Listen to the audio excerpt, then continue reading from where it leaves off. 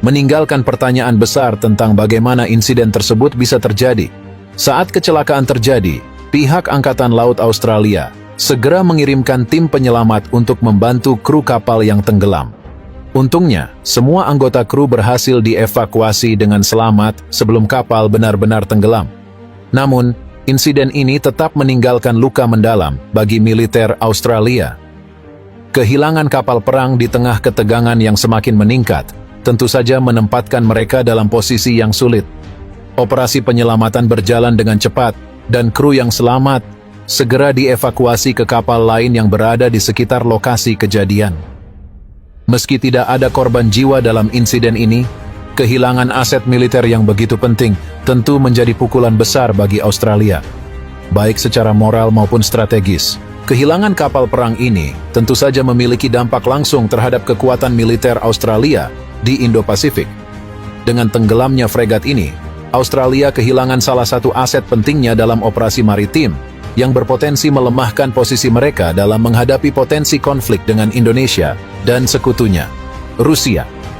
Bagi Indonesia, insiden ini tentu menjadi keuntungan strategis.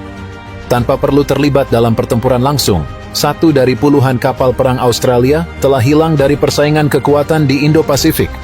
Meskipun pemerintah Indonesia tidak memberikan pernyataan resmi terkait insiden tersebut, para analis menilai bahwa insiden ini bisa menjadi faktor yang meredam ketegangan, setidaknya untuk sementara waktu.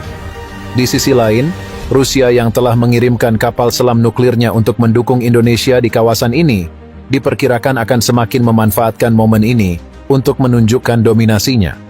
Kehadiran kapal selam nuklir Rusia, yang merupakan bagian dari aliansi strategis dengan Indonesia, semakin memperkuat posisi Indonesia dalam persaingan geopolitik di Indo-Pasifik.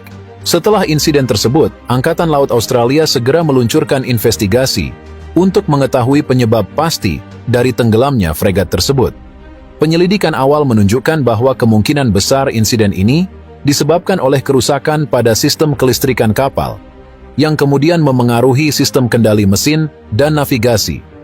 Namun, masih banyak yang perlu diinvestigasi lebih lanjut untuk memastikan tidak ada faktor lain yang terlibat. Selain itu, insiden ini memicu diskusi di kalangan militer dan pakar pertahanan tentang pentingnya kesiapan teknis kapal-kapal perang yang akan dikirim ke zona konflik. Beberapa pihak mengkritik pemerintah Australia karena terburu-buru mengirimkan kapal perang ke Indo-Pasifik tanpa memastikan bahwa semua kapal dalam kondisi prima. Hal ini menjadi sorotan utama di tengah meningkatnya ketegangan di kawasan.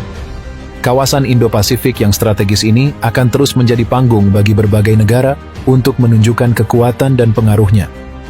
Namun, insiden ini juga menjadi pengingat bahwa bahkan persiapan militer yang paling canggih sekalipun tidak kebal terhadap kejadian yang tidak terduga.